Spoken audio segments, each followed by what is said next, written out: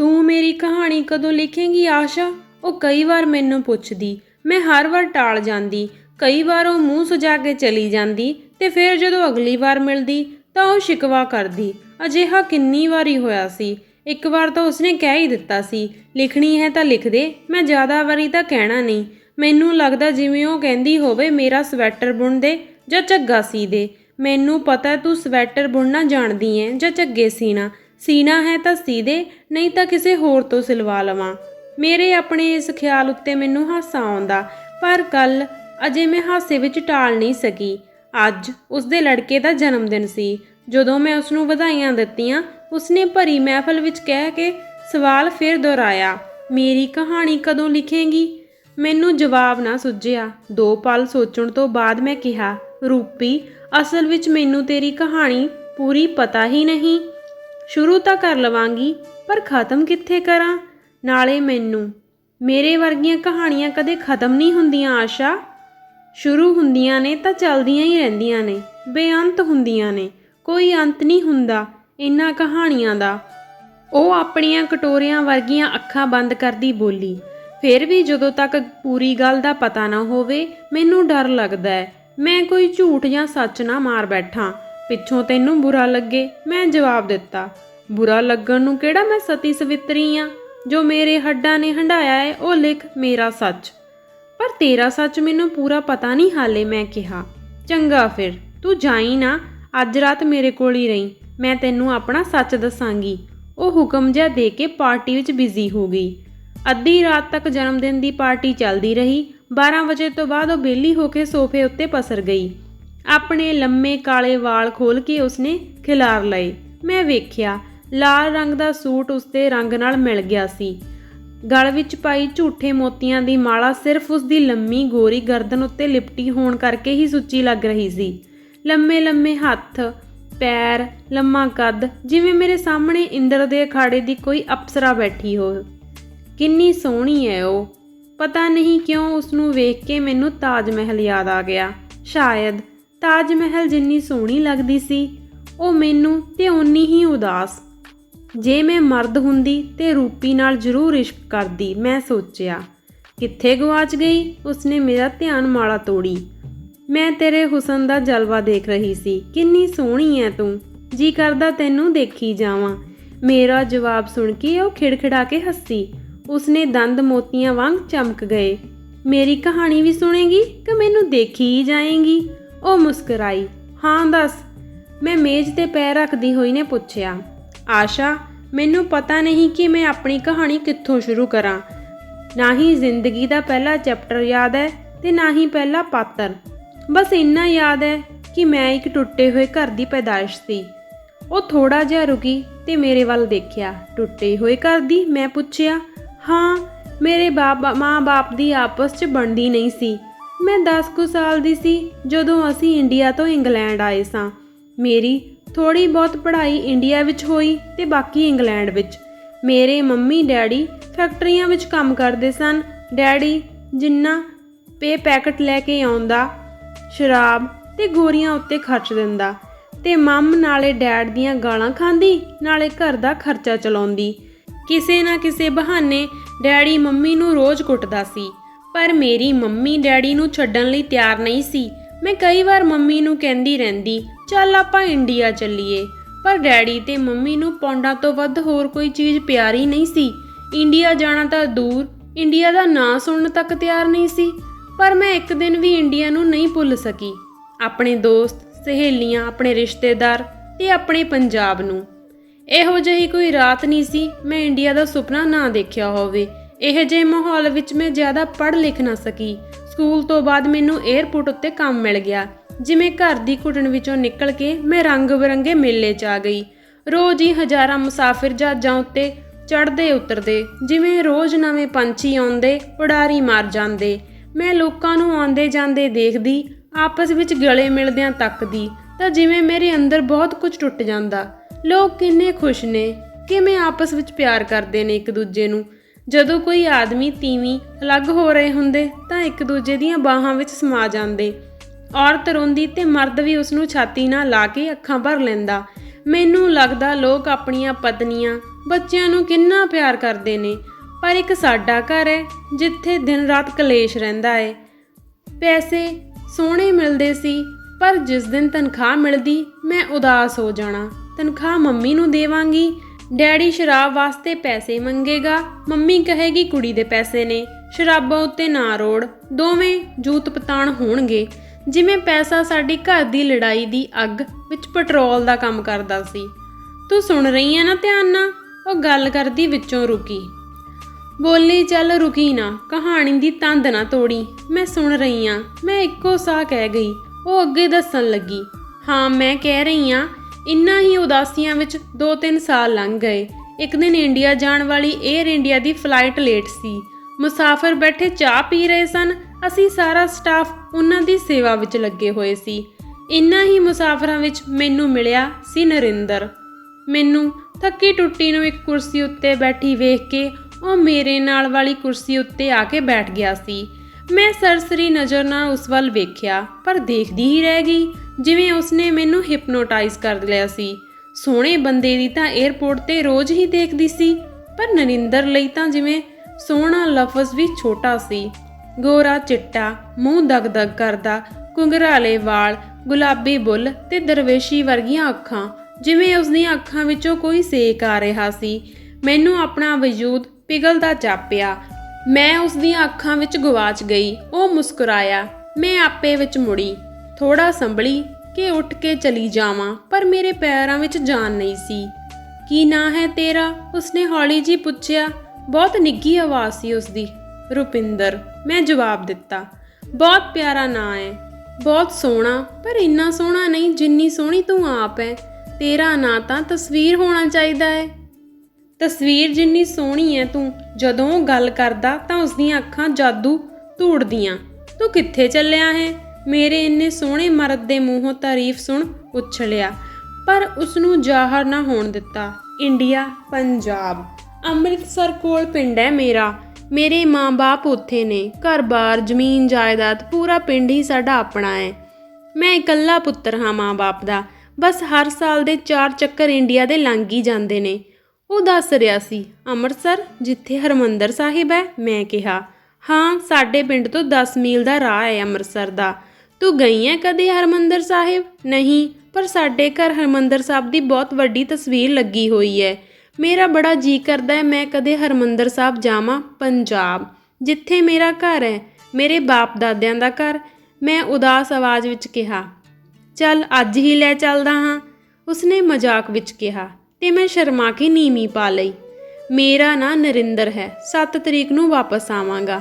ਤੂੰ ਮੈਨੂੰ ਮਿਲੇਂਗੀ ਏਅਰਪੋਰਟ ਉੱਤੇ? ਉਸਨੇ ਫਿਰ ਮਿਲਣ ਦਾ ਵਾਅਦਾ ਮੰਗਿਆ। ਪਤਾ ਨਹੀਂ, ਮੈਂ ਉੱਥੇ ਉੱਠ ਕੇ ਖੜੀ ਹੋ ਗਈ। ਨਰਿੰਦਰ ਚਲਾ ਗਿਆ। ਮੇਰੇ ਲਈ 7 ਤਰੀਕ ਦੂਰ ਹੋ ਗਈ। ਭਾਵੇਂ ਕੋਈ ਗੱਲ ਨਹੀਂ ਸੀ, ਪਰ ਜਿਵੇਂ ਸੂਈ ਦੀਆਂ ਘੜੀਆਂ ਮੇਰੇ ਲਈ ਰੁਕ ਗਈਆਂ ਸੀ।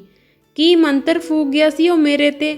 ਜਦੋਂ ਵੀ 에ਅਰ ਇੰਡੀਆ ਦੀ ਫਲਾਈਟ ਆਉਂਦੀ, ਮੈਂ ਚਾਰੇ ਪਾਸੇ ਅੱਖਾਂ ਘਮਾਉਂਦੀ। ਸ਼ਾਇਦ ਉਹ ਪਹਿਲਾਂ ਹੀ ਆ ਜਾਵੇ, ਕਿਤੇ ਉਹ ਲੰਘ ਨਾ ਜਾਵੇ। ਅਜੀਬ ਜਿਹੀ ਤਰਥੱਲੀ ਮੇਰੇ ਅੰਦਰ ਮੱਚ ਗਈ।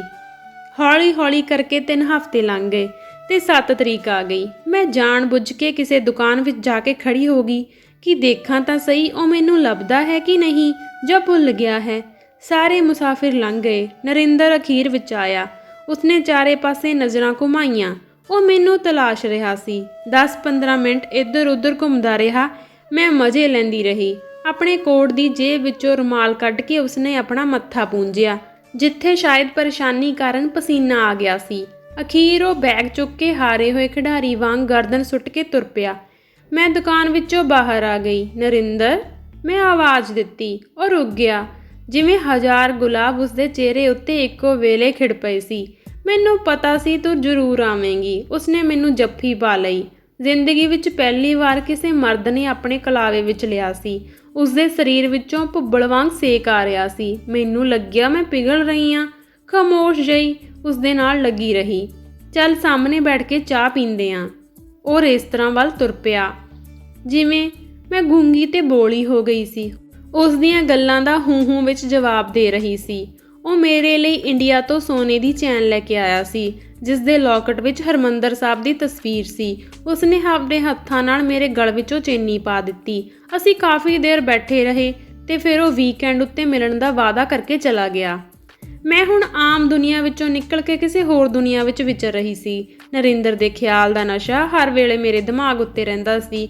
ਉੱਠਦੇ ਬਹਿੰਦੇ ਉਸ ਦਾ ਹੀ ਖਿਆਲ ਆਉਂਦਾ ਸੀ। ਘਰ ਦਾ ਕਲੇਸ਼, ਮਾਂ-ਬਾਪ ਦੀ ਚਿੜ-ਚਿੜ ਤੇ ਕੰਮ ਦਾ ਪ੍ਰੈਸ਼ਰ ਸਭ ਕੁਝ ਭੁੱਲ ਗਈ ਸੀ।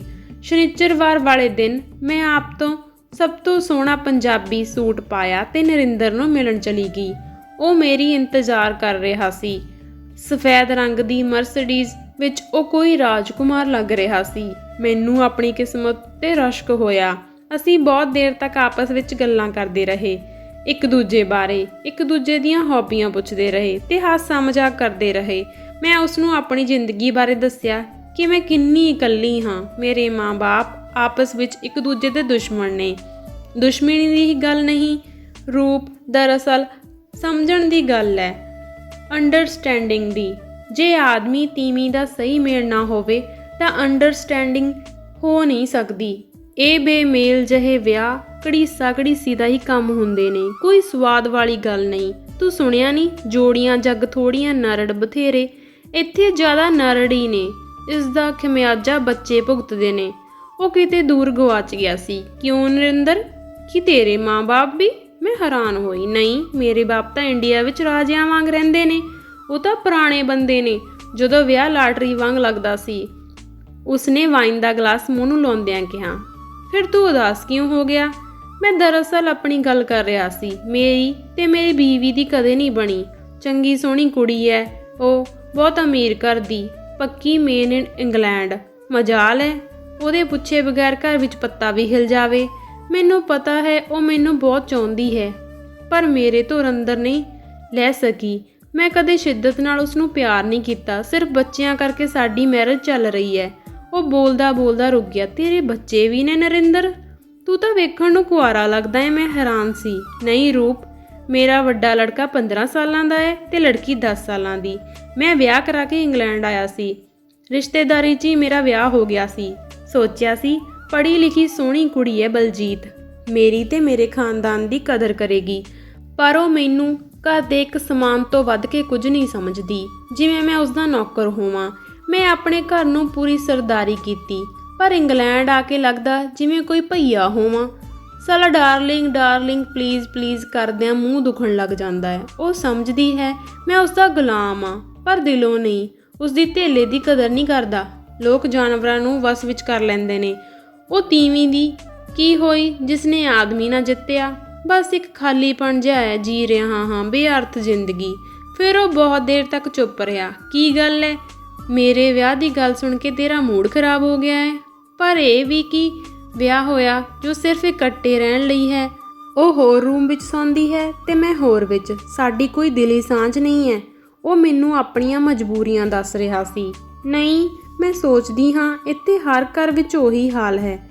ਅਧੂਰੀਆਂ ਜਿਹੀਆਂ ਜ਼ਿੰਦਗੀਆਂ ਜੀ ਰਹੇ ਹਾਂ ਲੋਕ। ਮੇਰਾ ਘਰ ਯਾਦ ਆ ਗਿਆ। ਹਾਂ, ਅਧੂਰੀਆਂ ਹੀ ਸਮਝ ਲੈ, ਪਰ ਜੇ ਕੋਈ ਚੰਗਾ ਸਾਥੀ ਮਿਲ ਜਾਵੇ ਤਾਂ ਪੂਰੀਆਂ ਵੀ ਹੋ ਜਾਂਦੀਆਂ ਨੇ। ਉਸ ਦੀਆਂ ਅੱਖਾਂ ਵਿੱਚ ਮੈਂ ਪਹਿਲੀ ਵਾਲੀ ਉਦਾਸੀ ਦੀ ਝਲਕ ਦੇਖੀ। ਕੀ ਮਤਲਬ? ਬੱਚਿਆਂ ਕਰਕੇ। ਆਪਣੀ ਔਰਤ ਨੂੰ ਤਾਂ ਮੈਂ ਛੱਡ ਨਹੀਂ ਸਕਦਾ। ਮੇਰੇ ਸਵਾਰਥ ਕਰਕੇ ਉਹਨਾਂ ਮਾਸੂਮਾਂ ਦੀ ਜ਼ਿੰਦਗੀ ਤਬਾਹ ਹੋ ਜਾਵੇਗੀ। ਟੁੱਟੇ ਹੋਏ ਘਰਾਂ ਦੇ ਬੱਚੇ ਕਿਹੋ ਜਿਹੇ ਹੁੰਦੇ ਨੇ, ਤੇਥੋਂ ਵੱਧ ਕੇ ਕੌਣ ਸਮਝ ਸਕਦਾ ਹੈ। ਹਾਂ, ਪਰ ਜੇ ਇਸ ਸਭ ਦੇ ਬਾਵਜੂਦ ਕੋਈ ਮੈਨੂੰ ਸਵੀਕਾਰ ਕਰ ਲਵੇ ਤਾਂ ਮੈਂ ਜ਼ਿੰਦਗੀ ਭਰ ਸਾਥ ਨਿਭਾਉਣ ਦਾ ਵਾਅਦਾ ਕਰਦਾ ਹਾਂ। ਉਸਨੇ ਮੇਰਾ ਹੱਥ ਫੜਦਿਆਂ ਕਿਹਾ। ਜ਼ਿੰਦਗੀ ਭਰ ਦਾ ਸਾਥ ਨਿਭਾਉਣ ਦਾ ਵਾਅਦਾ ਕਿਵੇਂ, ਜਦੋਂ ਤੂੰ ਪਹਿਲਾਂ ਹੀ ਵਿਆਹਿਆ ਹੋਇਆ ਹੈ? ਤੇਰੀ ਤੀਵੀਂ ਤੈਨੂੰ ਛੱਡੇਗੀ? ਵਿਆਹ ਤੋਂ ਬਗੈਰ ਜ਼ਿੰਦਗੀ ਭਰ ਦਾ ਸਾਥ ਕਿਵੇਂ ਨਿਭ ਸਕਦਾ ਹੈ? ਗੱਲ ਮੇਰੇ ਗਲੇ ਤੋਂ ਥੱਲੇ ਨਹੀਂ ਉਤਰ ਰਹੀ ਸੀ। ਰਾਧਾ ਅਤੇ ਕ੍ਰਿਸ਼ਨ ਦਾ ਕਿਹੜਾ ਵਿਆਹ ਹੋਇਆ ਸੀ? ਹਰ ਮੰਦਰ ਵਿੱਚ ਉਹਨਾਂ ਦੀ ਪੂਜਾ ਹੁੰਦੀ ਹੈ। ਪਿਆਰ ਤਾਂ ਬਹੁਤ ਉੱਚਾ ਜਜ਼ਬਾ ਹੈ ਰੂਪ। ਇਹਦਾ ਵਿਆਹ ਨਾਲ ਕੋਈ ਤਾਲੁਕਾਤ ਨਹੀਂ ਹੈ। ਵਿਆਹ ਨਾਲ ਪਿਆਰ ਨਹੀਂ ਖਰੀਦੇ ਜਾਂਦੇ। ਵਿਆਹ ਤੋਂ ਤਾਂ ਵੀ ਕੋਈ ਚੀਜ਼ ਹੈ। ਉਹ ਫਿਲਾਸਫਰਾਂ ਵਾਂਗ ਬੋਲ ਰਿਹਾ ਸੀ। ਫਿਰ ਰਾਧਾ ਤੇ ਕ੍ਰਿਸ਼ਨ ਦੀ ਰਖੇਲ ਸੀ। ਮੈਨੂੰ ਕ੍ਰਿਸ਼ਨ ਤੇ ਰਾਧਾ ਦੀ ਕਹਾਣੀ ਵਿੱਚ ਦਿਲਚਸਪੀ ਜਾਗ ਪਈ। ਨਹੀਂ, ਰਾਧਾ ਕ੍ਰਿਸ਼ਨ ਦੀ ਪ੍ਰੇਮਿਕਾ ਸੀ। ਉਸ ਦਾ ਇਸ਼ਕ ਕ੍ਰਿਸ਼ਨ ਦੀਆਂ ਕਹਿੰਦੇ ਨੇ 360 ਰਾਣੀਆਂ ਸੀ, ਪਰ ਰਾਧਾ ਦੀ ਗੱਲ ਹੋਰ ਸੀ। ਦਿਲ ਦੀ ਕਹਾਣੀ ਹੈ। ਨਰਿੰਦਰ ਨੇ ਮਸਤੀ ਵਿੱਚ ਅੱਖਾਂ ਬੰਦ ਕਰਦਿਆਂ ਕਿਹਾ। ਕ੍ਰਿਸ਼ਨ ਵੀ ਤੇਰੇ ਵਾਂਗ ਸੋਹਣਾ ਹੋਣਾ ਹੈ ਤੇ ਸ਼ਰਾਰਤੀ। ਜਿਸ 'ਤੇ ਹਰ ਕੁੜੀ ਆਸ਼ਿਕ ਹੋ ਜਾਂਦੀ ਸੀ? ਮੈਂ ਹੱਸ ਕੇ ਕਿਹਾ, ਨਹੀਂ, ਮੈਂ ਕਿੱਥੇ ਸੋਹਣਾ ਤੇ ਨਾ ਹੀ ਮੇਰੇ ਕੋਲ ਟਾਈਮ ਹੈ ਕ੍ਰਿਸ਼ਨ ਵਾਂਗ ਪਤਨੀਆਂ ਦੀ ਫੌਜ ਰੱਖਣ ਦਾ।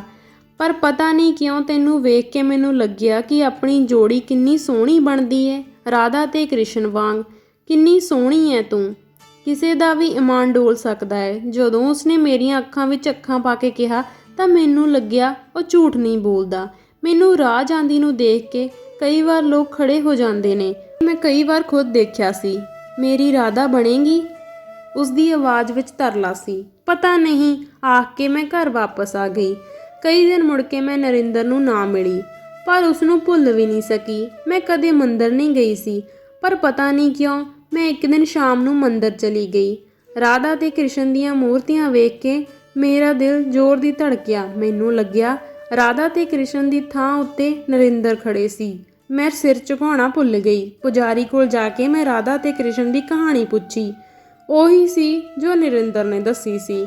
ਮੇਰੇ ਦਿਲ ਵਿੱਚ ਨਰਿੰਦਰ ਦੇ ਪ੍ਰਤੀ ਪਿਆਰ ਦਾ ਦਰਿਆ ਹੌਲੀ-ਹੌਲੀ ਵਗ ਰਿਹਾ ਸੀ, ਜਿਵੇਂ ਅਚਾਨਕ ਉਸ ਵਿੱਚ ਤੂਫਾਨ ਆ ਗਿਆ। ਘਰ ਆ ਕੇ ਮੈਂ ਸਾਰੀ ਰਾਤ ਨਰਿੰਦਰ ਬਾਰੇ ਸੋਚਦੀ ਰਹੀ। ਉਸਨੂੰ ਭੁੱਲਣਾ ਸ਼ਾਇਦ ਮੇਰੇ ਲਈ ਮੁਸ਼ਕਿਲ ਹੋ ਗਿਆ। ਮੈਨੂੰ ਦੁਨੀਆ ਦੇ ਕਈ ਵੱਡੇ ਬੰਦੇ ਯਾਦ ਆਏ ਜਿਨ੍ਹਾਂ ਨੇ 2-2 ਵਿਆਹ ਕਰਵਾਏ ਸੀ। ਕਈ ਵਿਆਹੇ ਹੋਏ ਬੰਦੇ ਜਿਨ੍ਹਾਂ ਉੱਤੇ ਕੁਆਰੀਆਂ ਕੁੜੀਆਂ ਮਰਦੀਆਂ ਸੀ। ਪਰ ਮੇਰਾ ਦਿਮਾਗ ਮੇਰੇ ਦਿਲ ਦਾ ਸਾਥ ਨਹੀਂ ਦੇ ਰਿਹਾ ਸੀ। ਇਹ ਗਲਤ ਹੈ, ਇਹ ਸਹੀ ਹੈ, ਤੇ ਚੱਕਰ ਵਿੱਚ ਮੈਨੂੰ ਹਫ਼ਤਾ ਲੰਘ ਗਿਆ। ਇੱਕ ਦਿਨ ਸ਼ਾਮ ਨੂੰ ਜਦੋਂ ਮੈਂ ਕੰਮ ਛੱਡਿਆ ਤਾਂ ਨਰਿੰਦਰ ਕਾਰ ਲਈ ਅੱਗੇ ਖੜਾ ਸੀ। ਦਾੜੀ ਵਧੀ ਹੋਈ ਸੀ, ਸਿਰ ਦੇ ਵਾਲ ਖਿੰਡੇ ਹੋਏ ਸੀ, ਦਰਵੇਸ਼ੀ ਅੱਖਾਂ ਵਾਂਗ ਅੰਤਾਂ ਦੀ ਉਦਾਸੀ। ਉਸਨੂੰ ਦੇਖ ਕੇ ਮੇਰੇ ਅੰਦਰ ਖੁਸ਼ੀ ਦੀ ਲਹਿਰ ਜਿਹੀ ਉੱਠ ਗਈ। ਮੈਂ ਜ਼ਾਹਰ ਨਾ ਹੋਣ ਦਿੱਤੀ। ਤੈਨੂੰ ਇੱਕ ਵਾਰ ਵੀ ਖਿਆਲ ਨਹੀਂ ਆਇਆ ਮੇਰਾ? ਕਿੰਨੀ ਨਿਰਮੋਹੀ ਹੈ ਤੂੰ, ਉਸਨੇ ਅੱਖਾਂ ਭਰ ਕੇ ਕਿਹਾ। ਮੈਂ ਕੁਝ ਨਾ ਬੋਲੀ। ਉਸਦੀਆਂ ਅੱਖਾਂ ਵਿੱਚ ਅਥਰੂ ਦੇਖ ਕੇ ਮੇਰੇ ਅੰਦਰੋਂ ਰੁੱਗ ਭਰਿਆ ਗਿਆ। ਪਰ ਇੰਤਹਾ ਖੁਸ਼ੀ ਵੀ ਹੋਈ ਕਿ ਨਰਿੰਦਰ ਮੈਨੂੰ ਕਿੰਨਾ ਪਿਆਰ ਕਰਦਾ ਹੈ। ਮੈਨੂੰ ਭੁੱਲਿਆ ਨਹੀਂ। ਮੈਂ ਜਿਵੇਂ ਉਸਦੇ ਅੰਦਰ ਝਾਕਣਾ ਚਾਹੁੰਦੀ ਸੀ। ਤੂੰ ਭੁੱਲਣ ਵਾਲੀ ਚੀਜ਼ ਹੈ? ਉਸਨੇ ਅੱਗੋਂ ਸਵਾਲ ਕੀਤਾ। ਉਸ ਦਿਨ ਪਹਿਲੀ ਵਾਰ ਅਸੀਂ ਇਕੱਠਿਆਂ ਨੇ ਰਾਤ ਗੁਜ਼ਾਰੀ। ਕਿੰਨਾ ਨਿੱਘ ਸੀ ਉਸਦੀ ਸ਼ੋਅ ਵਿੱਚ। ਕਿੰਨੀ ਰਿਲੈਕਸ ਹੁੰਦੀ ਹੈ ਜਦੋਂ ਮੈਂ ਉਸਦੇ ਮੋਢਿਆਂ 'ਤੇ ਸਿਰ ਰੱਖਦੀ ਸੀ। ਫਿਰ ਜਿਵੇਂ ਕਿਵੇਂ ਰੋਜ਼ ਦਾ ਹੀ ਕੰਮ ਹੋ ਗਿਆ। ਉਹ ਬਿਜ਼ਨਸ ਦੇ ਬਹਾਨੇ ਤੇ ਮੈਂ ਕੰਮ ਦੇ ਬਹਾਨੇ ਅਕਸਰ ਰਾਤਾਂ ਨੂੰ ਬਾਹਰ ਗੁਜ਼ਾਰਦੇ। ਜਦੋਂ ਸਵੇਰੇ ਅਲੱਗ ਹੁੰਦੇ ਤਾਂ ਜਿਵੇਂ ਜਿਸਮ ਵਿੱਚੋਂ ਰੂਹ ਕੱਢਣ ਵਾਲੀ ਗੱਲ ਸੀ। ਤੂੰ ਆਪਣਾ ਅੱਡ ਫਲੈਟ ਲੈ ਲੈ, ਇੱਕ ਦਿਨ ਨਰਿੰਦਰ ਨੇ ਮੇਰੇ ਦਿਲ ਦੀ ਕਹੀ। ਪੈਸੇ ਮੈਂ ਆਪੇ ਦੇ ਦੇਵਾਂਗਾ, ਤੂੰ ਆਪਣੀ ਪਸੰਦ ਦਾ ਘਰ ਦੇਖ ਲੈ। ਮੈਂ ਇੱਕ ਬੈੱਡਰੂਮ ਦਾ ਛੋਟਾ ਜਿਹਾ ਫਲੈਟ ਦੇਖ ਲਿਆ। ਨਰਿੰਦਰ ਨੇ ਮਿਲ ਕੇ ਖਰਚਾ ਕੀਤਾ ਤੇ ਮਹੀਨੇ ਵਿੱਚ ਹੀ ਲੈਂਡ ਲੇਡੀ ਬਣ ਗਈ। ਨਰਿੰਦਰ ਨੇ ਘਰ ਸਮਾਨ ਨਾਲ ਭਰ ਦਿੱਤਾ। ਹੁਣ ਮੇਰੇ ਘਰ ਵਿੱਚ ਐਸ਼ ਆਰਾਮ ਦੀ ਹਰ ਇੱਕ ਚੀਜ਼ ਮੌਜੂਦ ਸੀ। ਮਾਂ-ਬਾਪ ਨੂੰ ਪਤਾ ਲੱਗਿਆ ਤਾਂ ਬਹੁਤ ਕਲੇਸ਼ ਹੋਇਆ। ਮੈਂ ਪੱਜ ਪਾਇਆ ਕਿ ਤੁਹਾਡੀ ਲੜਾਈ ਕਰਕੇ ਮੈਂ ਘਰ ਛੱਡ ਰਹੀ ਹਾਂ। ਨਰਿੰਦਰ ਦੇ ਪਿਆਰ ਵਿੱਚ ਮੈਂ ਦੁਨੀਆ ਦਾ ਹਰ ਰਿਸ਼ਤਾ ਬੌਣਾ ਜਾਪਦਾ ਸੀ। ਉਹ ਹਰ ਰੋਜ਼ ਸ਼ਾਮ ਨੂੰ ਮੈਨੂੰ ਘਰ ਜਾਣ ਤੋਂ ਪਹਿਲਾਂ 2-4 ਘੰਟੇ ਮੇਰੇ ਕੋਲ ਗੁਜ਼ਾਰਦਾ। ਮੈਂ ਉਸ ਲਈ ਖਾਣਾ ਤਿਆਰ ਕਰਦੀ, ਉਸਦੇ ਕੱਪੜੇ ਧੋਂਦੀ, ਪ੍ਰੈਸ ਕਰਦੀ, ਪੂਰੀ ਔਰਤ ਬਣ ਕੇ ਉਸਦੀ ਸੇਵਾ ਕਰਦੀ। ਮੈਂ ਨਹੀਂ ਚਾਹੁੰਦੀ ਸੀ ਜਿੰਨਾ ਕਮੀਆਂ ਕਰਕੇ ਉਹ ਬਲਜੀਤ ਤੋਂ ਦੂਰ ਹੋਇਆ ਹੈ ਉਹ ਮੇਰੇ ਵਿੱਚ ਹੋਣ। ਜਦੋਂ ਉਹ ਅੱਧੀ ਕੁ ਰਾਤ ਨੂੰ ਮੈਨੂੰ ਛੱਡ ਕੇ ਜਾਂਦਾ ਤਾਂ ਮੈਂ ਕਈ ਵਾਰ ਰੋ ਪੈਂਦੀ। ਰੋਂਦੀ ਕਿਉਂ ਐ? ਜਿੰਨਾ ਪਿਆਰ ਸੀ ਤੈਨੂੰ ਦੇ ਚੱਲਿਆ ਹਾਂ, ਉਸ ਵਾਸਤੇ ਕੀ ਬਚਿਆ ਹੈ? ਉਹ ਮੈਨੂੰ ਤਸੱਲੀ ਦਿੰਦਾ, ਤੂੰ ਮੇਰਾ ਹੋਵੇਂਗਾ ਕਦੇ ਪੂਰਾ ਦਾ ਪੂਰਾ। ਮੈਂ ਸ਼ਿਕਵਾ ਕਰਦੀ। ਮੈਂ ਤੈਨੂੰ ਪਹਿਲੇ ਦਿਨ ਹੀ ਕਹਿ ਦਿੱਤਾ ਸੀ ਮੈਂ ਉਸ ਤੀਵੀਂ ਨੂੰ ਨਹੀਂ ਛੱਡ ਸਕਦਾ। ਜਦੋਂ ਉਹ ਮੇਰੀ ਗੋਦ ਵਿੱਚ ਸਿਰ ਰੱਖ ਕੇ ਕਹਿੰਦਾ ਤਾਂ ਮੈਂ ਬਰਫ਼ ਹੋ ਜਾਂਦੀ। ਫਿਰ ਘਰ ਤਾਂ ਤੇਰਾ ਹੀ ਹੈ ਉਹ ਨਰਿੰਦਰ, ਤੇ ਟੱਬਰ ਵੀ ਉਹ ਤੇਰਾ ਹੈ। ਮੈਂ ਤਾਂ ਐਵੇਂ ਉਧਾਰ ਮੰਗਿਆ ਹੋਇਆ ਰਿਸ਼ਤਾ ਹਾਂ। ਮੈਂ ਕਦੀ-ਕਦੀ ਬਹੁਤ ਉਦਾਸ ਹੋ ਜਾਂਦੀ। ਮੇਰਾ ਇੱਕ ਦੋਸਤ ਕਹਿੰਦਾ ਹੁੰਦਾ ਹੈ, ਮੰਗੀ ਹੋਈ ਸਿਗਰਟ, ਮੰਗੀ ਹੋਈ ਅਖਬਾਰ ਤੇ ਮੰਗੀ ਹੋਈ ਤੀਵੀਂ ਦਾ ਮਜ਼ਾ ਹੀ ਹੋਰ ਹੁੰਦਾ ਹੈ। ਮੈਂ ਕਦੇ ਅਖਬਾਰ ਤੇ ਕਦੇ ਸਿਗਰਟ ਤਾਂ ਕਦੇ ਮੰਗੇ ਨਹੀਂ, ਪਰ ਤੀਵੀਂ। ਜਦੋਂ ਉਹ ਸ਼ਰਾਰਤ ਨਾਲ ਆਖਦਾ ਤਾਂ ਮੈਂ ਉਸਦੇ ਕੰਨ ਫੜ ਕੇ ਖਿੱਚ ਦਿੰਦੀ। ਤਾਂ ਫਿਰ ਮੰਗੀ ਹੋਈ ਚੀਜ਼ ਕਿੰਨਾ ਕੁ ਦਿਨ ਚੱਲਦੀ ਹੈ? ਆਖਰ ਤੇਰੀ ਮਾਲਕਣ ਤੈਨੂੰ ਇੱਕ ਦਿਨ ਮੇਰੇ ਤੋਂ ਖੋਹ ਕੇ ਲੈ ਜਾਵੇਗੀ। ਕੋਈ ਡਰ ਮੇਰੇ ਅੰਦਰ ਉੱਠਦਾ। ਉਹ ਮੇਰੀ ਮਜਬੂਰੀ ਹੈ ਰੂਪ, ਤੂੰ ਮੇਰਾ ਇਸ਼ਕ। ਮਜਬੂਰੀ ਇਸ਼ਕ ਨੂੰ ਕਦੇ ਜਿੱਤ ਨਹੀਂ ਸਕਦੀ। ਉਹ ਮੇਰਾ ਦਿਲ ਧਰਾਉਂਦਾ ਤੇ ਮਜਬੂਰੀ ਤੇ ਇਸ਼ਕ ਦੀ ਕਸ਼ਮਕਸ਼ ਵਿੱਚ ਮੈਂ ਸਭ ਕੁਝ ਭੁੱਲ ਜਾਂਦੀ। ਯਾਦ ਰਹਿ ਜਾਂਦਾ ਸਿਰਫ ਨਰਿੰਦਰ ਦਾ ਪਿਆਰ ਤੇ ਸਾਥ, ਜਿਸ ਦੇ ਆਸਰੇ 7 ਸਮੁੰਦਰੋਂ ਤਰਨ ਨੂੰ ਮੈਂ ਤਿਆਰ ਸੀ। ਫਿਰ ਉਹ ਕਿੰਨੀ ਦੇਰ ਮੇਰੇ ਲੰਬੇ ਵਾਲਾਂ ਨਾਲ ਖੇਡਦਾ ਰਹਿੰਦਾ ਜਾਂ ਮੇਰੇ ਪੈਰ ਆਪਣੀ ਗੋਦ ਵਿੱਚ ਰੱਖ ਕੇ ਬੈਠ ਜਾਂਦਾ। ਔਰਤ ਦਾ ਚਾਹੁਣ ਵਾਲਾ ਜੇ ਉਸਦੇ ਕਦਮਾਂ ਵਿੱਚ ਬੈਠਾ ਹੋਵੇ ਤਾਂ ਉਹ ਆਪਣੇ ਆਪ ਨੂੰ ਨੂਰਜਹਾਂ ਸਮਝਦੀ ਹੈ ਤੇ ਇਸ ਹਕੂਮਤ ਦਾ ਨਸ਼ਾ ਕਿਸੇ ਤਖਤ ਤੇ ਤਾਊਸ ਤੋਂ ਘੱਟ ਨਹੀਂ ਹੁੰਦਾ। ਇਸੇ ਨਸ਼ੇ ਵਿੱਚ ਮੈਨੂੰ ਪਾਪ ਤੇ ਪੁੰਨ ਸਭ ਭੁੱਲ ਗਏ ਸੀ। ਗਰਮੀ ਦੀਆਂ ਛੁੱਟੀਆਂ ਸਨ। ਨਰਿੰਦਰ 2 ਹਫ਼ਤੇ ਤੋਂ ਕਿਸੇ ਬਿਜ਼ਨਸ ਟੂਰ ਤੇ ਗਿਆ ਹੋਇਆ ਸੀ। ਅਚਾਨਕ ਮੇਰਾ ਦਿਲ ਘਬਰਾਇਆ ਤੇ ਮੈਨੂੰ ਪਤਾ ਲੱਗਾ ਕਿ ਮੈਂ ਮਾਂ ਬਣਨ ਵਾਲੀ ਹਾਂ। ਮੈਂ ਅਵਾਕ ਰਹਿ ਗਈ। ਸਮਝ ਨਹੀਂ ਆਈ ਖੁਸ਼ ਹੋਵਾਂ ਕਿ ਉਦਾਸ, ਹੱਸਾਂ ਕਿ ਰੋਵਾਂ। ਝਟਪਟ ਨਰਿੰਦਰ ਦੇ ਦਫ਼ਤਰ ਫੋਨ ਘੁਮਾਇਆ ਪਰ ਹਾਲੇ ਉਹ ਵਾਪਸ ਨਹੀਂ ਆਇਆ ਸੀ। ਕਈ ਦਿਨ ਲੰਘ ਗਏ। ਅਜੀਬ ਜਿਹਾ ਅਹਿਸਾਸ ਹੋਇਆ ਜੋ ਬਿਆਨ ਨਹੀਂ ਕੀਤਾ ਜਾ ਸਕਦਾ ਸੀ, ਸਿਰਫ ਮਹਿਸੂਸ ਕੀਤਾ ਜਾ ਸਕਦਾ ਸੀ। ਨਰਿੰਦਰ ਨੂੰ ਪਤਾ ਲੱਗੇਗਾ ਤਾਂ ਖੁਸ਼ੀ ਵਿੱਚ ਪਾਗਲ ਹੋ ਜਾਵੇਗਾ। ਮੈਂ ਛੇਤੀ ਉਸ ਨੂੰ ਖੁਸ਼ਖਬਰੀ ਦੇਣਾ ਚਾਹੁੰਦੀ ਸੀ ਪਰ ਉਸ ਦਾ ਕੋਈ ਪਤਾ ਨਹੀਂ ਲੱਗ ਰਿਹਾ ਸੀ ਕਿ ਉਹ ਕਿੱਥੇ ਗਿਆ ਹੈ। ਜਦੋਂ ਵੀ ਫੋਨ ਕਰਦੀ ਅੱਗੋਂ ਆਵਾਜ਼ ਆਉਂਦੀ, ਜ਼ਰੂਰੀ ਕੰਮ ਤੇ ਬਾਹਰ ਗਏ ਹੋਏ ਨੇ। ਅਚਾਨਕ ਇੱਕ ਦਿਨ ਸਵੇਰੇ ਉਸ ਦਾ ਫੋਨ ਆਇਆ। ਉਹ ਏਅਰਪੋਰਟ ਤੋਂ ਬੋਲ ਰਿਹਾ ਸੀ। ਮੈਂ ਫਟਾਫਟ ਉਸ ਨੂੰ ਖੁਸ਼ਖਬਰੀ ਸੁਣਾਈ। 2 ਪਲ ਲਈ ਉਹ ਕੁਝ ਨਾ ਬੋਲਿਆ। ਫਿਰ ਉਸਨੇ ਹੌਲੀ ਜਿਹੇ ਕਿਹਾ, ਅੱਜ ਦਿਨੇ ਆਪਣੇ ਡਾਕਟਰ ਕੋਲ ਜਾਈਂ, ਉਹ ਸਭ ਠੀਕ ਕਰ ਦੇਵੇਗੀ। ਕੀ ਠੀਕ ਕਰ ਦੇਵੇਗੀ? ਮੈਨੂੰ ਸਮਝ ਨਾ ਆਈ। ਇਸ ਹਫ਼ਤੇ ਜਾ ਕੇ ਅਬੋਰਸ਼ਨ ਕਰਵਾ, ਅੱਗੇ ਹੀ ਬਹੁਤ ਦੇਰ ਚੁੱਕੀ ਹੈ।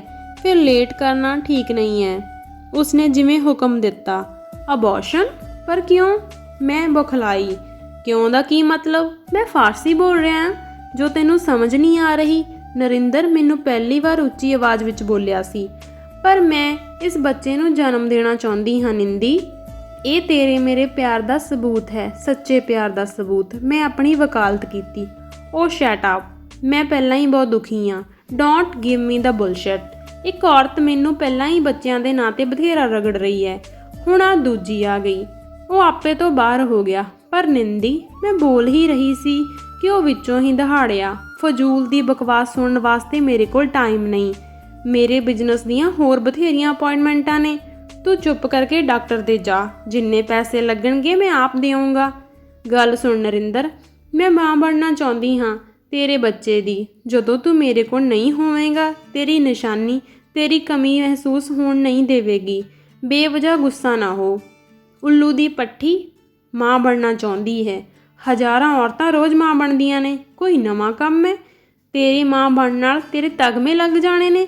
ਬੇਵਕੂਫ ਨਾ ਬਣ, ਅਕਲ ਤੋਂ ਕੰਮ ਲੈ।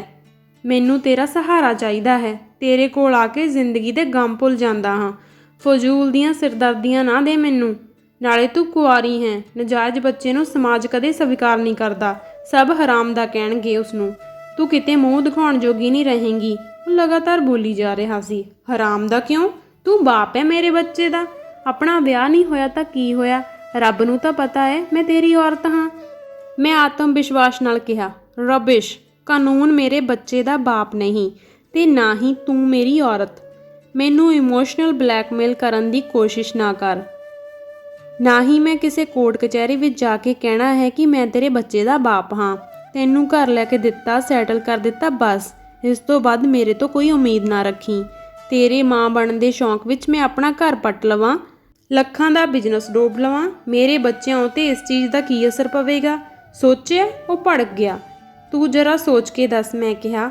ਫਾਲਤੂ ਗੱਲਾਂ ਸੋਚਣ ਵਾਸਤੇ ਮੇਰੇ ਕੋਲ ਟਾਈਮ ਨਹੀਂ। ਨਾਲੇ ਮੈਂ ਆਪਣੇ ਬੱਚਿਆਂ ਨੂੰ ਲੈ ਕੇ ਅਮਰੀਕਾ ਚੱਲਿਆ ਹਾਂ। ਮੈਨੂੰ ਫੋਨ ਨਾ ਕਰੀ, ਆਖ ਕੇ ਉਸਨੇ ਫੋਨ ਰੱਖ ਦਿੱਤਾ।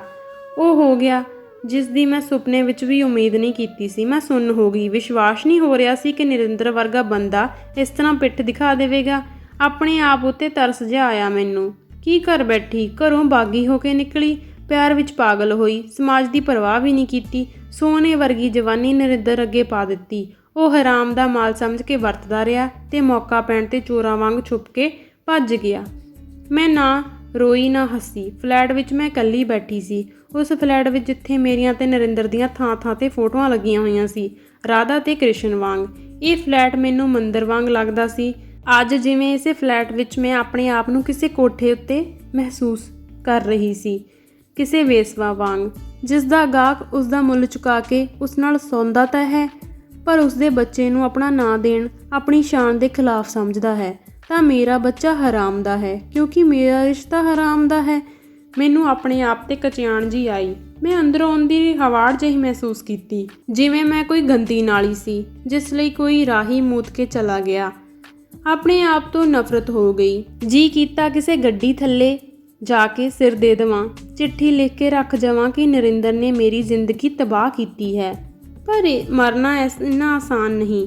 ਸੋਚਦੀ ਹੋਈ ਮੈਂ ਕਾਰਪੇਟ ਉੱਤੇ ਲੇਟ ਗਈ। ਕੀ ਕਰਾਂ? ਅਚਾਨਕ ਦਿਮਾਗ ਨੇ ਕਿਹਾ, ਇੰਨੀ ਚਿੰਤਾ ਦੀ ਗੱਲ ਕਿਹੜੀ ਹੈ? ਜੇ ਨਰਿੰਦਰ ਭੱਜ ਗਿਆ ਤਾਂ ਤੈਨੂੰ ਫਾਹਾ ਗਲ ਪਾਉਣ ਦੀ ਕੀ ਲੋੜ ਹੈ?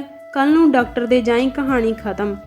ਜਿਵੇਂ ਮੇਰੇ ਸਿਰ ਤੋਂ ਕੋਈ ਬੋਝ ਉਤਰ ਗਿਆ। ਸੋਚਿਆ, ਮੁੜ ਨਰਿੰਦਰ ਦੀ ਸ਼ਕਲ ਨਹੀਂ ਦੇਖਾਂਗੀ। ਆਪਣੇ ਮਾਂ-ਬਾਪ ਕੋਲ ਵਾਪਸ ਚਲੀ ਜਾਵਾਂਗੀ। ਇਹ ਫਲੈਟ ਛੱਡ ਦੇਵਾਂਗੀ, ਕੰਜਰੀ ਦਾ ਕੋਠਾ। ਮੈਂ ਨਰਿੰਦਰ ਨੂੰ ਗਾਲ ਕੱਢੀ। ਦੂਜੇ ਦਿਨ ਡਾਕਟਰ ਦੇ ਗਈ। ਬਜ਼ੁਰਗ ਡਾਕਟਰਨੀ ਨੇ ਮੇਰੇ ਸਿਰ ਤੇ ਹੱਥ ਰੱਖਿਆ। ਫਿਕਰ ਦੀ ਗੱਲ ਨਹੀਂ, 10 ਮਿੰਟ ਲੱਗਣੇ ਨੇ। ਮੈਂ ਅਗਲੇ ਹਫ਼ਤੇ ਦੀ ਅਪਾਇੰਟਮੈਂਟ ਲੈ ਕੇ ਵਾਪਸ ਆ ਗਈ। ਸਿਰਫ 1 ਹਫ਼ਤੇ ਦੀ ਮੁਸੀਬਤ ਸੀ, ਫਿਰ ਮੈਂ ਫ੍ਰੀ ਹੋ ਜਾਵਾਂਗੀ। ਫਲੈਟ ਛੱਡਣ ਲਈ ਮੈਂ ਆਪਣਾ ਸਮਾਨ ਜੋ ਘਰੋਂ ਲੈ ਕੇ ਆਈ ਸੀ ਇਕੱਠਾ ਕਰਨਾ ਸ਼ੁਰੂ ਕਰ ਦਿੱਤਾ। ਅਲਮਾਰੀ ਤੇ ਪਿਆ ਅਟੈਚੀ ਚੁੱਕਣ ਲਈ ਮੈਂ ਕੁਰਸੀ ਤੇ ਚੜ੍ਹ ਗਈ। ਅਟੈਚੀ ਭਾਰਾ ਹੋਣ ਕਰਕੇ ਮੇਰਾ ਕਾਫੀ ਜ਼ੋਰ ਲੱਗ ਰਿਹਾ ਸੀ। ਕਿਤੇ ਬੱਚੇ ਨੂੰ ਨੁਕਸਾਨ ਨਾ ਪਹੁੰਚ ਜਾਵੇ। ਜਿਵੇਂ ਮੇਰੇ ਅੰਦਰੋਂ ਕੋਈ ਬੋਲਿਆ, ਫੇਰ ਕੀ ਹੈ, ਤੂੰ ਰੱਖਣਾ ਤਾਂ ਨਹੀਂ? ਚੰਗਾ, ਸਗੋਂ ਖਹਿੜਾ ਛੁੱਟੂਗਾ। ਦਿਮਾਗ ਨੇ ਕਿਹਾ, ਨਹੀਂ, ਉਹ ਗੱਲ ਹੋਰ ਹੈ, ਪਰ ਇੱਦਾਂ ਉਸ ਨੂੰ ਤਕਲੀਫ ਹੋਵੇਗੀ। ਮੇਰੇ ਅੰਦਰਲੀ ਔਰਤ ਨੇ ਕਿਹਾ, ਤੇ ਮੈਂ ਅਟੈਚੀ ਉੱਥੇ ਹੀ ਰੱਖ ਦਿੱਤਾ। ਪਤਾ ਨਹੀਂ ਕਿਉਂ ਇਸ ਅੰਦਰਲੀ ਮੁਸੀਬਤ ਨਾਲ ਮੈਨੂੰ ਅਚਾਨਕ ਹਮਦਰਦੀ ਜਾਗ ਪਈ। ਕੰਮ ਤੋਂ ਮੈਂ 2 ਹਫ਼ਤਿਆਂ ਦੀ ਛੁੱਟੀ ਲੈ ਲਈ। ਰੱਜ ਕੇ ਖਾਧਾ, ਕਿਤੇ ਬੱਚਾ ਭੁੱਖਾ ਨਾ ਹੋਵੇ। ਰੱਜ ਕੇ ਆਰਾਮ ਕੀਤਾ ਕਿ ਜਿੰਨੀ ਦੇਰ ਤੱਕ ਮੇਰੀ ਕੁੱਖ ਵਿੱਚ ਹੈ ਓਨੀ ਦੇਰ ਤੱਕ ਆਰਾਮ ਨਾ ਰਹੇ। ਫੇਰ ਤਾਂ ਮੇਰਾ ਜੀ ਭਰ ਆਇਆ, ਜਿਵੇਂ ਮੇਰੇ ਅੰਦਰ ਕੋਈ ਖਿਡੌਣਾ ਬਣਨਾ ਸ਼ੁਰੂ ਹੋ ਗਿਆ। ਉੱਡਦੇ ਬਹਿੰਦੇ ਸੌਂਦੇ ਜਾਗਦੇ ਹਰ ਵੇਲੇ ਸੂਰਤ ਉਸ ਵੱਲ ਰਹਿੰਦੀ, ਕਿਤੇ ਕੋਈ ਅੰਗ ਨਾ ਡਿੱਗ ਪਵੇ ਇਸ ਖਿਡੌਣੇ ਦਾ। ਮੈਂ ਧਰਤੀ ਵਾਂਗ ਹਰੀ ਹੋ ਗਈ। ਸ਼ੀਸ਼ੇ ਵਿੱਚ ਆਪਣਾ ਰੂਪ ਨਾ ਪਛਾਣ ਸਕੀ। ਕਿੰਨੀ ਸੋਹਣੀ ਲੱਗਦੀ ਸੀ ਮੈਂ ਆਪਣੇ ਆਪ ਨੂੰ। ਤੂੰ ਮਾਂ ਬਣਨ ਵਾਲੀ ਹੈ ਰੂਪ, ਹੁਣ ਤੂੰ ਰਚਨਹਾਰੀ ਹੈ। ਦੁਨੀਆ ਦਾ ਸਭ ਤੋਂ ਵੱਡਾ ਰੁਤਬਾ ਤੈਨੂੰ ਮਿਲਣ ਵਾਲਾ ਹੈ। ਤੇਰੇ ਹੁਸਨ ਦਾ ਕੋਈ ਮੁਕਾਬਲਾ ਨਹੀਂ ਕਰ ਸਕਦਾ। ਸ਼ੀਸ਼ੇ ਵਿੱਚੋਂ ਮੇਰੇ ਪਰਛਾਵੇਂ ਨੇ ਕਿਹਾ, ਪਰ ਇਹ ਬੱਚਾ ਨਜਾਇਜ਼ ਹੈ। ਸਮਾਜ ਕਿਸੇ ਨਜਾਇਜ਼ ਰਿਸ਼ਤੇ ਨੂੰ ਸਵੀਕਾਰ ਨਹੀਂ ਕਰਦਾ। ਇੱਥੇ ਕਾਨੂੰਨ ਦੇ ਪਹਿਰੇ ਨੇ। ਮੈਂ ਪਰਛਾਵੇਂ ਨੂੰ ਜਵਾਬ ਦਿੱਤਾ, ਰਿਸ਼ਤਾ ਵੀ ਕੋਈ ਨਜਾਇਜ਼ ਹੁੰਦਾ ਹੈ ਰੁਪਿੰਦਰ? ਮਤਲਬ ਤਾਂ ਕਿਸੇ ਰਿਸ਼ਤੇ 'ਚ ਕਿੰਨੀ ਇਮਾਨਦਾਰੀ ਨਾਲ ਜਿਉਂਦੇ ਹਾਂ। ਪਰਛਾਵੇਂ ਨੇ ਅੱਗੋਂ ਬਹਿਸ ਕੀਤੀ, ਪਰ ਮੈਂ ਇਕੱਲੀ? ਸਮਾਜ, ਬੱਚਾ, ਮਾਂ-ਬਾਪ, ਰਿਸ਼ਤੇ? ਨਹੀਂ, ਇਹ ਭਾਰ ਇਕੱਲੇ ਨਹੀਂ ਚੁੱਕ ਸਕਦੀ। ਬੱਚੇ ਦੇ ਬਾਪ ਦਾ ਹੋਣਾ ਬਹੁਤ ਜ਼ਰੂਰੀ ਹੈ। ਸਮਾਜ ਬੱਚੇ ਦੇ ਬਾਪ ਦੇ ਨਾਂ ਨਾਲ ਪੁੱਛਦਾ ਹੈ।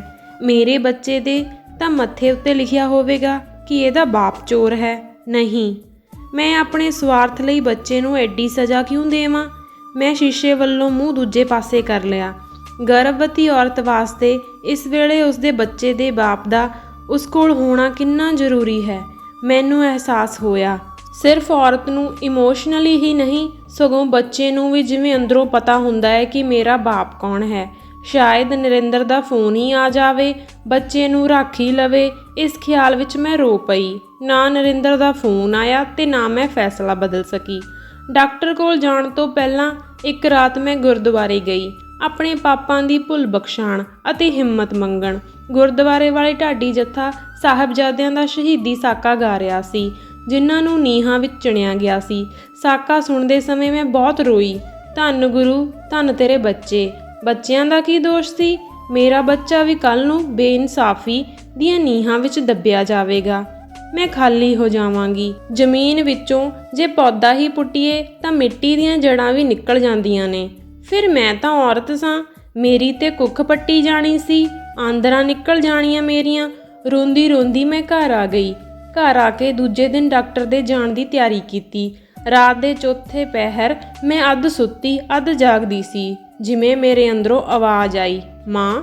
ਮੈਂ ਬੇਸੁਰਤੀ 'ਚ ਮਾਂ ਲਫ਼ਜ਼ ਫੇਰ ਸੁਣਿਆ, ਜਿਵੇਂ ਮੇਰੇ ਨੰਗੇ ਢਿੱਡ ਨਾਲ ਇੱਕ ਨਿੱਕਾ ਜਿਹਾ ਬਲੂੰਕੜਾ ਚੁੰਬੜਿਆ ਹੋਵੇ।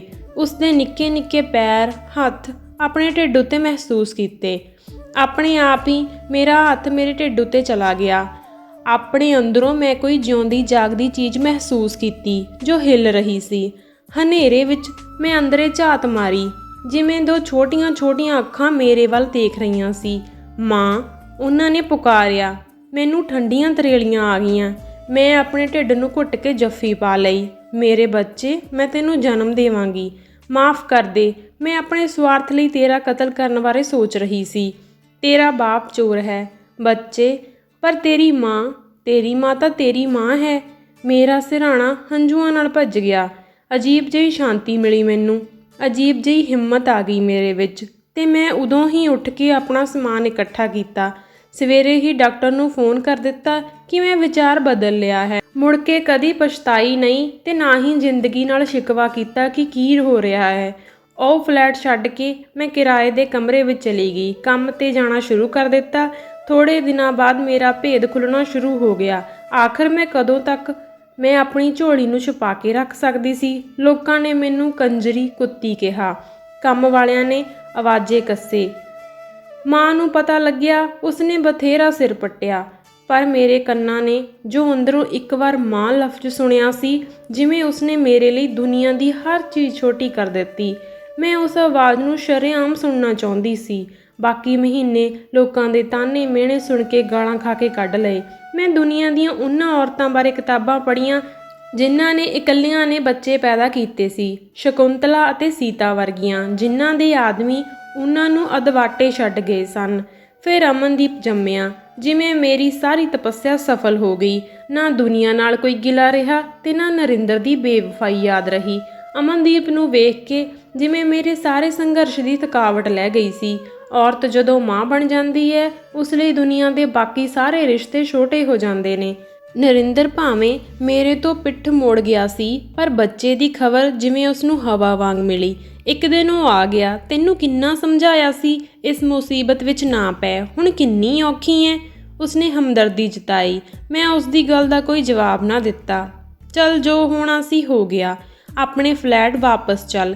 ਮੇਰਾ ਬੱਚਾ ਕਿਰਾਏ ਦੇ ਕਮਰਿਆਂ ਵਿੱਚ ਰੁਲੇ ਮੇਰੇ ਤੋਂ ਬਰਦਾਸ਼ਤ ਨਹੀਂ ਹੁੰਦਾ। ਅਸੀਂ ਸਰਦਾਰ ਹਾਂ ਪਿੰਡ ਦੇ, ਰਾਜਿਆਂ ਵਰਗੇ। ਇਹੋ ਜਿਹੀ ਜ਼ਿੰਦਗੀ ਤਾਂ ਸਾਡੇ ਨੌਕਰ ਵੀ ਨਹੀਂ ਜੀਂਦੇ। ਉਸਦੇ ਅੰਦਰਲਾ ਬਾਪ ਹੰਕਾਰ ਬਣ ਕੇ ਬੋਲਿਆ, ਨਰਿੰਦਰ, ਇਹ ਉਹੀ ਬੱਚਾ ਹੈ ਜਿਸ ਦੇ ਪੈਦਾ ਹੋਣ ਦੀ ਖਬਰ ਸੁਣ ਕੇ ਤੂੰ ਫੋਨ ਤੱਕ ਕਰਨਾ ਛੱਡ ਦਿੱਤਾ ਸੀ, ਜਿਸ ਦੀ ਮਾਂ ਨੂੰ ਤੂੰ ਰਾਹਾਂ ਵਿੱਚ ਛੱਡ ਕੇ ਚਲਾ ਗਿਆ ਸੀ। ਨਾਲੇ ਮੇਰੀ ਇੱਕ ਗੱਲ ਧਿਆਨ ਨਾਲ ਸੁਣ ਸਰਦਾਰ ਜੀ, ਮੇਰਾ ਬੱਚਾ ਕਿਸੇ ਰਾਜੇ ਮਹਾਰਾਜੇ ਦਾ ਬੱਚਾ ਨਹੀਂ, ਉਹ ਇੱਕ ਇਕੱਲੀ ਮਜ਼ਦੂਰ ਮਾਂ ਦਾ ਬੱਚਾ ਹੈ। ਮੈਂ ਨਹੀਂ ਚਾਹੁੰਦੀ ਉਸਦੇ ਮਨ ਵਿੱਚ ਕੋਈ ਭੁਲੇਖਾ ਪਵੇ, ਇਸ ਲਈ ਤੂੰ ਅੱਜ ਤੋਂ ਬਾਅਦ ਇੱਥੇ ਨਾ ਆਈ। ਮੈਂ ਉਸਨੂੰ ਬਾਹਰ ਕੱਢ ਕੇ ਦਰਵਾਜ਼ਾ ਬੰਦ ਕਰ ਲਿਆ। ਨਰਿੰਦਰ ਕਈ ਮਹੀਨੇ ਨਾ ਆਇਆ।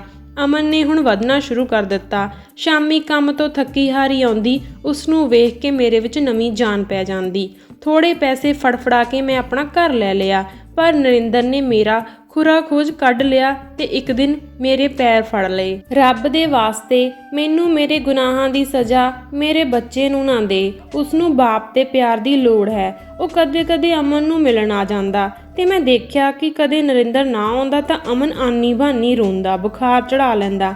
ਮੈਂ ਬੱਚੇ ਲਈ ਇੰਨੀ ਬਦਨਾਮੀ ਝੱਲੀ ਸੀ ਤੇ ਜ਼ਿੰਦਗੀ ਦਾਅ ਉੱਤੇ ਲਾ ਦਿੱਤੀ ਸੀ। ਉਸਦੀ ਉਦਾਸੀ ਮੇਰੇ ਤੋਂ ਸਹਾਰੀ ਨਾ ਗਈ। ਮੈਂ ਨਰਿੰਦਰ ਨੂੰ ਘਰ ਆਉਣ ਜਾਣ ਦੀ ਖੁੱਲ੍ਹ ਦੇ ਦਿੱਤੀ। ਘਰ ਵਿੱਚ ਆਉਣ ਦੀ ਜਦੋਂ ਇਜਾਜ਼ਤ ਮਿਲ ਗਈ ਤਾਂ ਇੱਕ ਦਿਨ ਨਰਿੰਦਰ ਨੇ ਮੇਰੇ ਨਾਲ ਹਮ ਬਿਸਤਰੀ ਕਰਨ ਦੀ ਕੋਸ਼ਿਸ਼ ਕੀਤੀ। ਤਮੀਜ਼ ਨਾਲ ਰਹਿ, ਜੇ ਬੱਚੇ ਕਰਕੇ ਮੈਂ ਤੈਨੂੰ ਇਸ ਘਰ ਵਿੱਚ ਆਉਣ ਜਾਣ ਲਈ ਕਹਿ ਦਿੱਤਾ ਹੈ ਤਾਂ ਇਸ ਦਾ ਇਹ ਮਤਲਬ ਨਹੀਂ ਮੈਂ ਇਤਿਹਾਸ ਫਿਰ ਦੁਹਰਾਉਂਗੀ। ਇਹ ਨਾ ਸਮਝੀ ਕਿ ਮੈਂ ਕਮਜ਼ੋਰ ਹੋ ਗਈ ਹਾਂ ਤੇ ਮੈਨੂੰ ਤੇਰੇ ਸਹਾਰੇ ਦੀ ਲੋੜ ਹੈ। ਮੈਂ ਆਪਣੇ ਬੱਚੇ ਨੂੰ ਉਦਾਸ ਨਹੀਂ ਦੇਖ ਸਕਦੀ। ਤੇਰਾ ਉਹਦੇ ਨਾਲ ਖੂਨ ਦਾ ਰਿਸ਼ਤਾ ਹੈ। ਤੇਰੇ ਬਗੈਰ ਉਹ ਰੋਂਦਾ ਮੇਰੇ ਤੋਂ ਵੇਖਿਆ ਨਹੀਂ ਜਾਂਦਾ।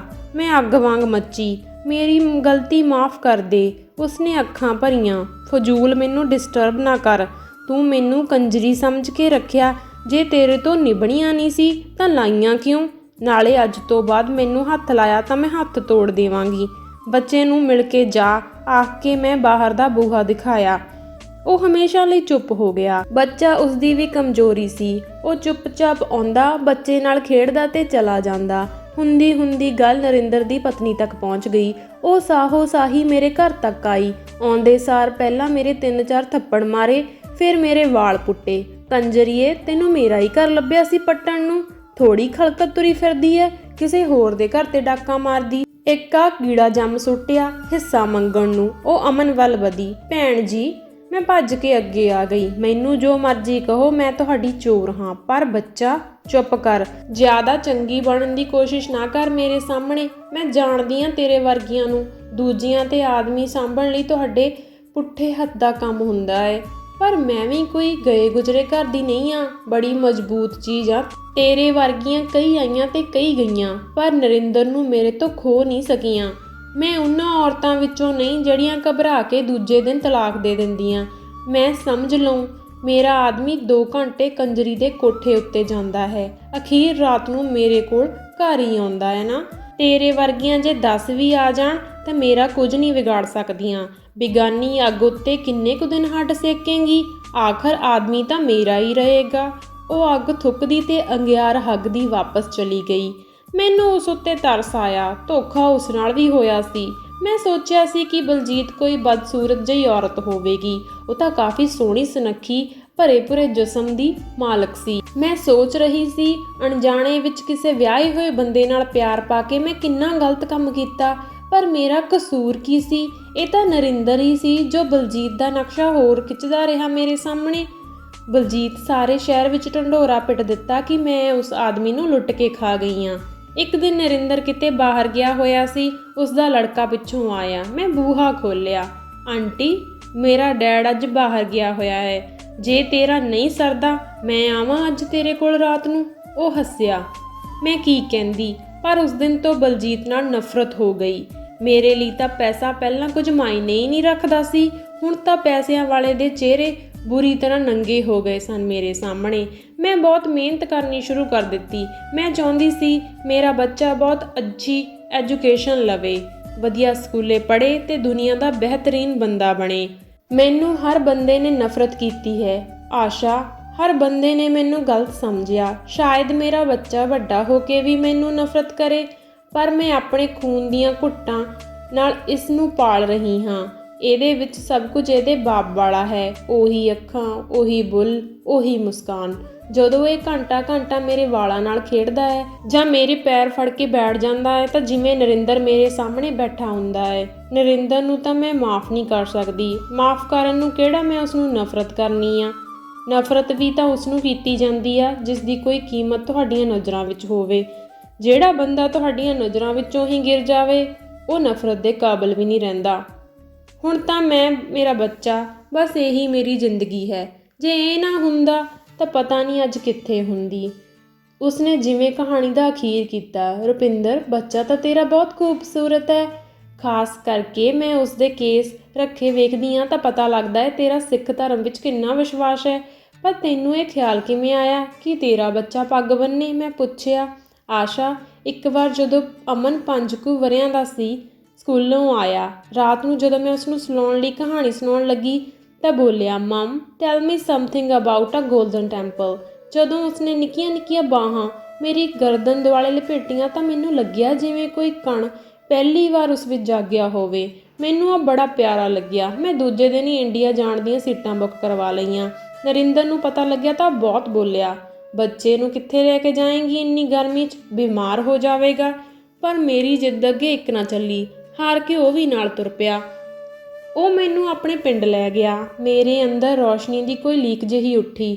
ਸ਼ਾਇਦ ਮੈਨੂੰ ਆਪਣੇ ਮਾਂ-ਬਾਪ ਦੇ ਘਰ ਲੈ ਕੇ ਜਾਵੇਗਾ। ਸ਼ਾਇਦ ਉਹ ਇਸ ਰਿਸ਼ਤੇ ਨੂੰ ਉੱਥੇ ਜਾ ਕੇ ਕੋਈ ਨਾਮ ਦੇਵੇਗਾ। ਪਰ ਉਹ ਮੈਨੂੰ ਖੂਹ ਵਾਲੇ ਘਰ ਲੈ ਗਿਆ। ਖੇਤਾਂ ਵਿੱਚ ਖੂਹ ਦੇ ਲਾਗੇ ਇੱਕ ਕੱਚਾ ਜਿਹਾ ਘਰ ਸੀ। ਮਹਿਮਾਨਾਂ ਦੇ ਠਹਿਰਨ ਲਈ ਸ਼ਾਇਦ ਗੈਸਟ ਹਾਊਸ ਬਣਿਆ ਹੋਇਆ ਸੀ। ਮੈਨੂੰ ਫਿਰ ਆਪਣੀ ਔਕਾਤ ਦਾ ਅਹਿਸਾਸ ਹੋਇਆ ਤੇ ਦਿਲ ਵਿੱਚ ਜਿਹੜੀ ਰੌਸ਼ਨੀ ਦੀ ਲੀਕ ਉੱਠੀ ਸੀ ਉਹ ਫਿਰ ਨਫ਼ਰਤ ਵਿੱਚ ਬਦਲ ਗਈ। ਨਾ ਉਸਦੇ ਘਰੋਂ ਕੋਈ ਮੈਨੂੰ ਮਿਲਣ ਆਇਆ ਤੇ ਨਾ ਹੀ ਮੈਨੂੰ ਘਰ ਲੈ ਕੇ ਗਿਆ। ਸ਼ਾਇਦ ਲੋਕ ਕਹਿੰਦੇ ਹੋਣਗੇ ਵਲੈਤੋਂ ਕੋਈ ਕੰਜਰੀ ਆਈ ਹੋਈ ਹੈ। ਅਸੀਂ ਸਾਰਾ ਪੰਜਾਬ ਘੁੰਮੇ, ਹਰਿਮੰਦਰ ਸਾਹਿਬ ਵੀ ਗਏ। ਆਉਣ ਤੋਂ ਇੱਕ ਦਿਨ ਪਹਿਲਾਂ ਮੈਂ ਅਮਨ ਨੂੰ ਨਾਲ ਲੈ ਕੇ ਪਿੰਡ ਦੇ ਗੁਰਦੁਆਰੇ ਵਿੱਚ ਮੱਥਾ ਟੇਕਣ ਗਈ। ਮੇਰੇ ਨਾਲ ਘਰ ਦੀ ਸਫਾਈ ਕਰਨ ਵਾਲੀ ਜਮਾਦਾਰਨੀ ਵੀ ਸੀ ਜੋ ਅਮਨ ਨੂੰ ਹਰ ਵੇਲੇ ਗੋਦੀ ਚੁੱਕ ਕੇ ਮੇਰੇ ਨਾਲ ਚੱਲਦੀ ਸੀ। ਆਹ ਕਾਕਾ ਜੀ ਕੌਣ ਨੇ ਭਾਈ? ਗ੍ਰੰਥੀ ਨੇ ਨੌਕਰਾਣੀ ਨੂੰ ਪੁੱਛਿਆ। ਬਲੈਤੋਂ ਛੋਟੀ ਸਰਦਾਰਨੀ ਜੀ ਆਏ ਨੇ ਭਾਈ ਜੀ। ਆਹ ਕਾਕਾ ਉਹਨਾਂ ਦਾ ਹੀ ਹੈ। ਆ ਕੇ ਉਸਨੇ ਬਾਬਾ ਜੀ ਦੇ ਅੱਗੇ ਮੱਥਾ ਟੇਕਿਆ। ਮੇਰੀ ਭੁੱਬ ਨਿਕਲ ਗਈ। ਮੈਂ ਜਮਾਦਾਰਨੀ ਦੇ ਗਲ ਲੱਗ ਕੇ ਫੁੱਟ ਕੇ ਰੋ ਪਈ। ਜਿਵੇਂ ਸਾਲਾਂ ਦੀ ਬੱਧੀ ਵੇਦਨਾ ਹੰਝੂਆਂ ਦੇ ਹੜ੍ਹ ਵਿੱਚ ਵਹਿ ਤੁਰੀ ਸੀ। ਅਮਨ ਦੇ ਪੈਦਾ ਹੋਇਆਂ ਤੋਂ ਬਾਅਦ ਅੱਜ ਮੈਂ ਪਹਿਲੀ ਵਾਰ ਰੋਈ ਸੀ। ਜਮਾਦਾਰਨੀ ਬੋਲੀ, ਬਸ ਕਰੋ ਸਰਦਾਰਨੀ ਜੀ, ਸਾਨੂੰ ਕਿਹੜਾ ਪਤਾ ਨਹੀਂ, ਅਸੀਂ ਸਮਝਦੇ ਹਾਂ ਪਰ ਕਹਿ ਨਹੀਂ ਸਕਦੇ। ਅਖੇ ਵੱਡੇ ਬੰਦਿਆਂ ਦੀਆਂ ਵੱਡੀਆਂ ਗੱਲਾਂ।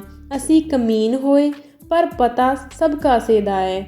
ਜੱਟ ਹੱਥ ਆਈ ਤੀਵੀਂ ਤੇ ਜ਼ਮੀਨ ਕਦੇ ਨਹੀਂ ਛੱਡਦਾ। ਮੌਕਾ ਮਿਲੇ ਤਾਂ ਦੂਜੇ ਦੀ ਵੀ ਸਾਂਭ ਲੈਂਦਾ ਏ। ਭਲਾ ਦਾਈਆਂ ਤੋਂ ਵੀ ਢਿੱਡ ਲੁਕੇ ਨੇ। ਮੈਂ ਕਿਉਂ ਝੂਠ ਬੋਲਾਂ? ਮਹਾਰਾਜ ਦੇ ਘਰ ਵਿੱਚ ਖੜੀ ਹਾਂ। ਪਤਾ ਨਹੀਂ ਉਹ ਕੀ ਬੋਲਦੀ ਰਹੀ, ਪਰ ਮੇਰੇ ਕੰਨਾਂ ਵਿੱਚ ਛੋਟੀ ਸਰਦਾਰਨੀ ਲਫ਼ਜ਼ ਗੂੰਜ ਰਹੇ ਸਨ, ਜਿਵੇਂ ਜ਼ਿੰਦਗੀ ਦੇ ਸਾਰੇ ਉਲਾਂਭੇ ਲੈ ਗਏ ਸੀ। ਤੇ ਉਸ ਵੇਲੇ ਮੈਂ ਫੈਸਲਾ ਕਰ ਲਿਆ ਸੀ ਕਿ ਮੈਂ ਆਪਣੇ ਪੁੱਤਰ ਨੂੰ ਸਿੰਘ ਸਜਾਵਾਂਗੀ। ਰੱਬ ਦੇ ਘਰ ਵਿੱਚ ਪਹਿਲੀ ਵਾਰ ਕਿਸੇ ਨੇ ਮੈਨੂੰ ਪਹਿਚਾਣਿਆ ਸੀ। ਧੰਨਵਾਦ।